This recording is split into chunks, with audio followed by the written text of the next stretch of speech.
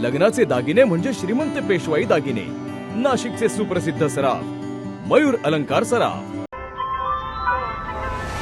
ताज्या बातम्यांसाठी नाशिक न्यूजच्या YouTube चॅनलला सबस्क्राईब करा आणि बेल आयकॉनला प्रेस करा।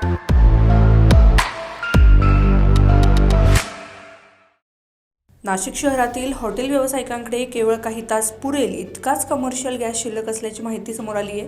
त्यामुळे पुढील 24 तासांत परिस्थिती सुधारली नाही तर नाशिक शहर आणि जिल्ह्यातील सुमारे 80% हॉटेल बंद पडण्याची शक्यता असल्याची माहिती नाशिक हॉटेल व्यावसायिक असोसिएशनचे अध्यक्ष संजय चव्हाण यांनी दिली आहे। सध्या कमर्शियल गॅसचा पुरवठा नियमित होत नसल्यामुळे हॉटेल व्यावसायिकांमध्ये चिंतेचे वातावरण आहे।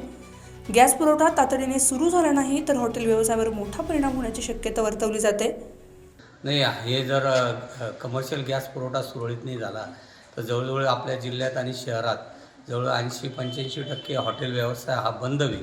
आणि त्याचबरोबर जे सप्लाय चेन आहे म्हणजे शेतकरी असेल, दूध व्यवसाय असेल, हे सर्व जे काही हॉटेलला सप्लाय करणारे सप्लाय चेनमधल्या लोकांवरही त्याच्यावरही त्यांचा मोठा परिणाम होणार आहे।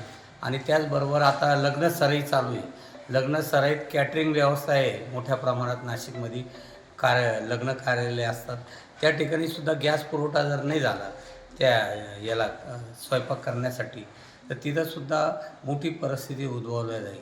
आता ते जे काही डीलर लोक आहे याचे कमर्शियल गॅसचे त्यांनी डायरेक्ट पत्र दाखवता का बा आमच्याकडं कंपनीने सप्लायच बंद केलेला आहे त्यामुळं आम्ही तुम्हाला देऊ शकत नाही। पण आता माझ्या माहितीप्रमाणे जे काही हॉटेलला रॉ मटेरियल आणायचं असतं ते आणणं सध्या बंद केलेलं आहे। कारण रॉ मटेरियल आणलं तर मटण असेल, चिकन असेल किंवा अन्य भाजीपाला असेल तो सुद्धा आणून ठेवणं चुकीचं राहील।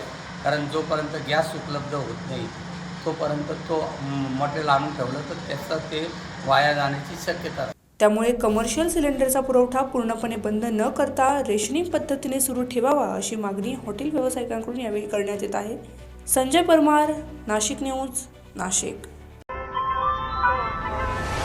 ताज्या बातम्यांसाठी नाशिक न्यूजच्या YouTube चॅनलला सबस्क्राईब करा आणि बेल आयकॉनला प्रेस करा।